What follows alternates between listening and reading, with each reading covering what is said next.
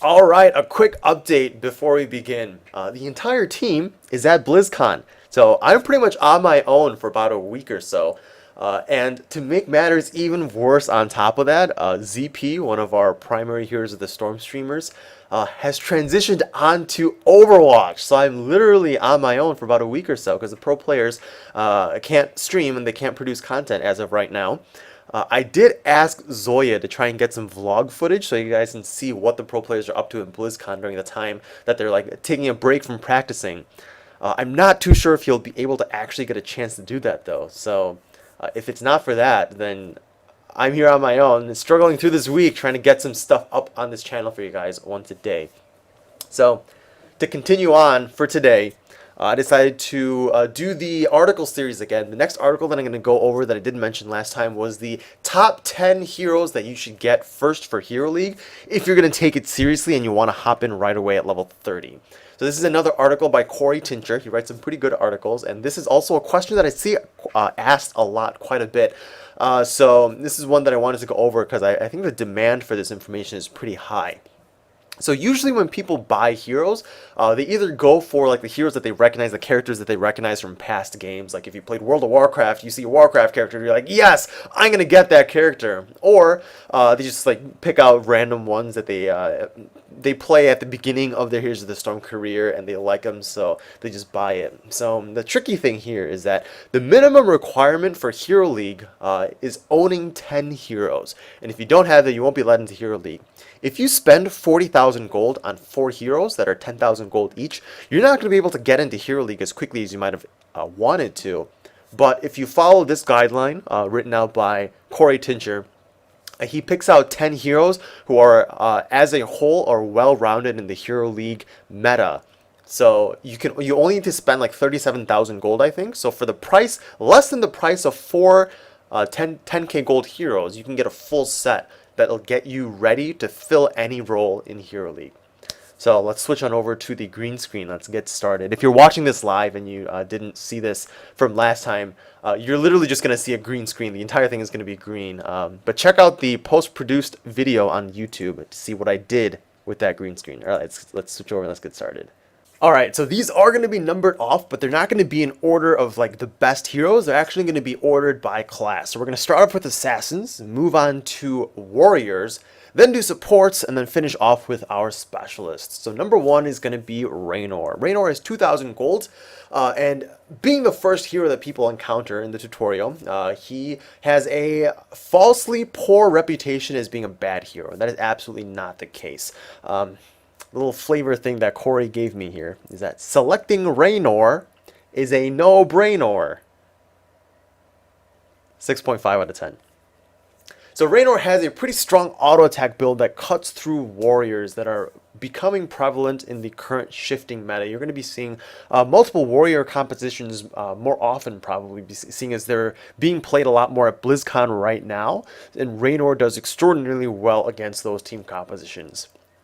Number 2 is Valla. Valla is 2,000 gold.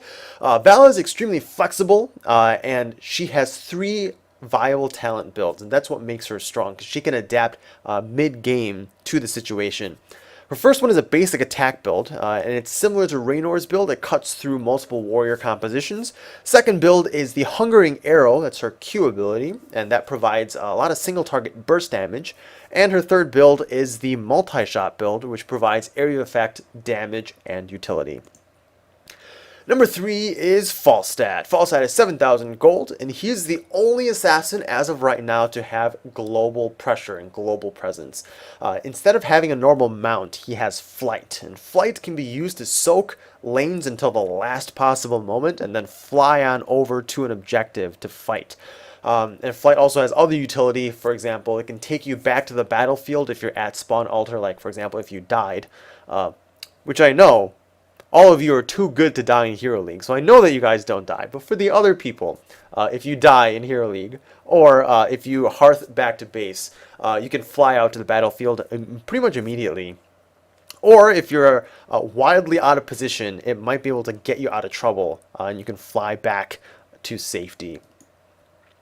All right, number 4 is Kerrigan. Kerrigan is 7,000 gold, and Kerrigan is going to be the melee assassin to round out your assassin roster.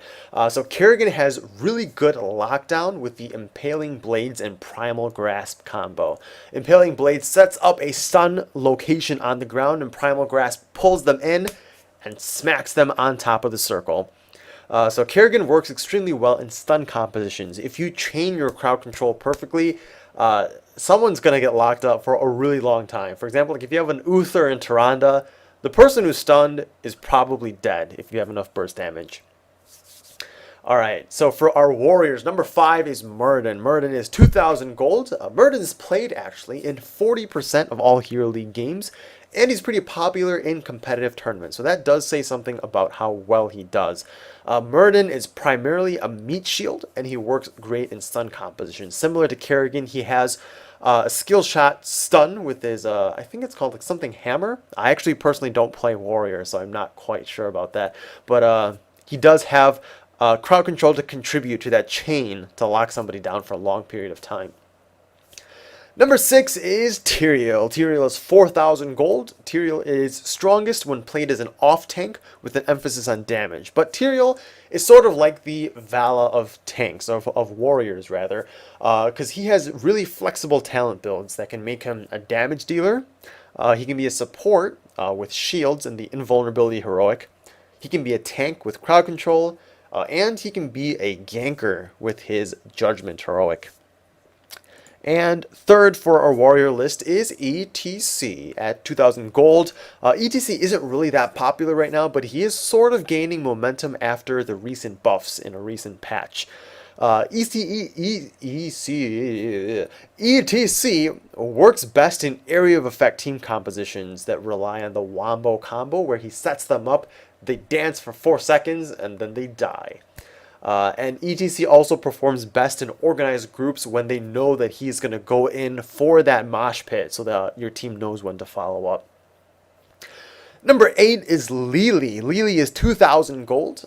She currently has a bad reputation due to how simple she is, and a lot of people think that she is designed only for unskilled players, and that actually isn't really the case. So Lily is extremely strong right now, and the reason for that, and she has a really high win rate, primarily because she's really easy to use. She's very forgiving of mistakes. She has high survivability, and she has a very underrated blind debuff. If you time your blind correctly, you will completely mitigate the damage of a lot of auto-attacking heroes, such as we covered before, Raynor, Kerrigan, and Falstad all get destroyed by blind. If you time it right, they'll be going in to deal damage, and they're not going to do anything. So because of that extremely high win, I think she's at like 55% right now. Let me actually check that out, because yeah, Lily is currently sitting at about 55%, so that does demonstrate the fact that she's extremely strong in Hero League. Number 9 is Malfurion. He's your second support. Malfurion is also 2,000 gold. Malfurion has a good variety of utility and support. So he provides strong single target heals. He has an area of effect heal with Tranquility. He has a decent amount of crowd control. He has mana regeneration. He has building heals with Call Down Mule. I ran out of fingers on this hand. And he has Cleanse, where he can protect one of his allies. So overall, he can pretty much fit any team composition on any map due to the diverse variety of utility that he provides. And finally, the last suggestion, number 10, is going to be Zagara. Zagara is 7,000 gold. She has a good balance between damage and utility. But the biggest thing about her is her trait, Creep Tumors. Creep Tumors provides vision of objectives, bosses, and lane rotations. She also has Devouring Maw as one of her heroics. Devouring Maw lets her set up combos, and just the fact that she has the heroic will cause people to play around it and position in strange manners so they don't clump up. So you basically have control over their movement. Her early game is absolutely devastating with Hunter Killer. The reason I personally started playing Zagara is that you hit your Hydralisk on an enemy during laning phase, and you force them to go back, or you force them to take half their health and damage. It's just so strong. It's so stupidly strong. and that's the reason why I started playing her. And I don't think that damage has been changed, so there you go. Abuse that. If you time it right, you can actually force them away from experience soak. If you see your minions dying, tag them with Hunter Killer, and if they run back to the safety of their turrets, they just lost experience from dying minions. So that's pretty strong. And finally, she's a good split pusher due to her vision. She can set up to find out when people are coming after her while she's split pushing, and she does have increased movement speed on her creep. So there are your 10 suggestions by Corey Tincture. I have not yet picked out which article I'm going to do next, and I need to pick fast because, as I mentioned at the beginning, I'm on my own, so I need to start pumping out these videos right now. And other than that, that's going to be all. So thanks for tuning in. We'll see you guys tomorrow. To that extent, hold on a moment. Zuna taking a lot of damage. It does get rooted. And Zuna's just going to use a fault to try to get out of there. Moonbird, not enough for the kill. Zuna's just barely getting out of there with his life.